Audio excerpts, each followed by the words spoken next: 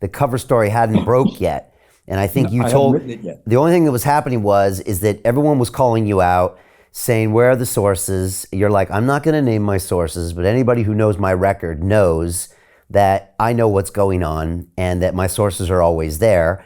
And so that's the way they were attacking your credibility. And I think you said, Brian, the German chancellor is going to DC next week and we're going to see what happens. I think that's kind of where we left it. And then from there, the chancellor went there, and then I think we saw this cover story emerge in the New York Times. That's what's happened, I think, since the last time you were here. The chancellor went there on his plane, big luxury, just like we have an Air Force One, a big, beautiful plane, with no reporters. That rarely happens. Went there by himself. No state visit, no joint press conversation with the president. We have a chain of motels called Motel 6. That's about $15. And my joke was, we probably put him up in a Motel 6 for that night. We have no idea where he spent the day. Came on a Thursday or Friday. It was a Thursday, I think. And the next day, they finally had one event from him, a 10-minute session in which each sat in front of the press corps. They were brought in, no questions to be asked. And they each had read from notes about how wonderful the other guy was. And then it was over. And then we learned, pardon me, we learned a couple of days later, they had an 80-minute private meeting in which I did learn a little bit about, which is certainly did discuss. Joe Biden has a lot of reason to know what I can do. I could just tell you from his days in the White House. And there was times when he wanted me to do certain things. He knows I know things. I've been around, in this town for a long time, and I got here in 65, he became a senator in 72. He's an okay guy. He's just okay, not great. And his policies right now are, let's see, I hate Russia, I hate communism, I hate China. And how's that working out?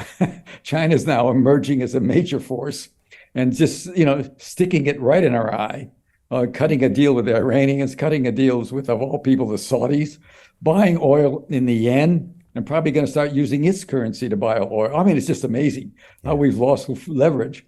And nobody pays attention to that very much.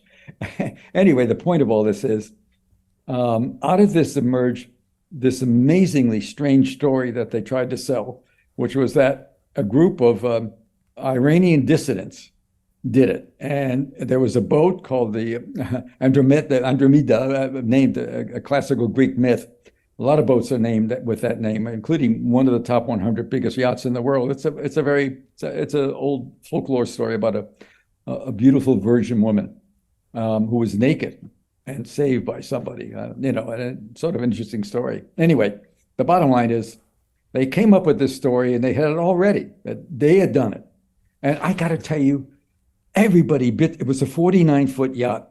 Everybody bit on the idea that this yacht could sail to a point in the Baltic, 260 feet deep, drop an anchor 260 feet, and then have some divers go down. And divers have to have guys dress them. I mean, even though it's a modern lightweight, it's not like the old steel suits you saw. And they had to have a mixture of gas, and you have to have a recovery facility for them when they come up. Otherwise, they spend all day down there.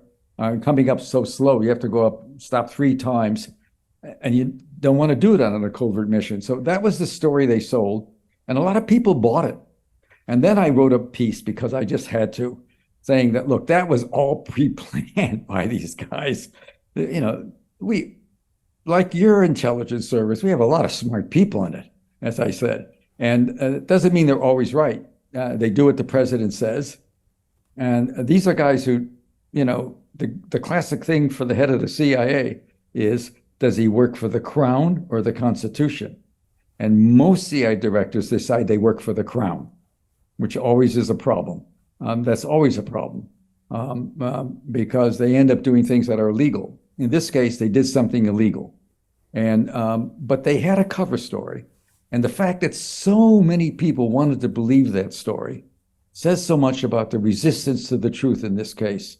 In the UN, there was a vote of 12-3 against doing an investigation, with the United States lining up to 12. And to this day, not one of the White House reporters has ever, in an open public their broadcast, the daily news conferences with the press secretary, nobody's ever gotten up and said, have you ever, the United States president has the right to task, it's a formal word, TASK, the intelligence community to solve a problem. All he had to do was say, if he was really innocent, last September when this happened, who did it? And he's never tasked the community. He's never asked the question because, of course, he knows the answer.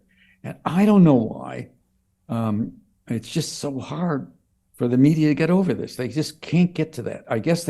My guess is the paper I worked for, the New York Times and Washington Post, the other sort of standard liberal papers, are just so much afraid of another Trump or another Republican. Right. So Jim Rickards has just recorded a video that's not available to anyone in the public, and he's going to be talking about how this upcoming recession is going to be fast, it's going to be bloody, it's going to be nasty. But at the same time, he's going to show you how you can position yourself to profit from all of this chaos. Now, we've made this video only available to our viewers. Go to londonreal.tv/Jim. Watch that immediately. I can't say enough good things about Jim Rickards. He understands the global economic system better than any guest I've ever had on London Real. His predictions are almost uncannily true, and you can learn how to profit from his vision, from his expertise, and his understanding of economics. So go to londonreal.tv/Jim or click the link below. It's an excellent, excellent look on what's going to happen in the future and how you can position yourself to profit from that. Jim is one of the best in the business, one of my favorite guests on London Real, and he's very, very good at predicting the future and showing us all to profit from it. So click the link, and I hope you enjoy.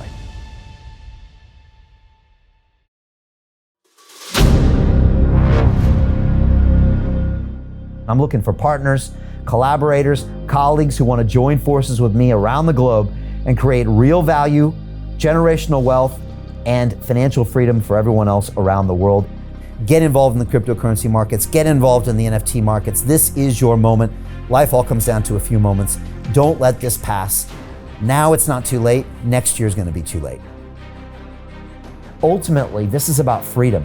That's the way I see it. This is about giving power back to the people and enabling billions of people worldwide to use the financial markets to improve their lives and those of their friends and their families and their communities. Honestly, I think it's a violation of human rights not to allow people basic access to financial services.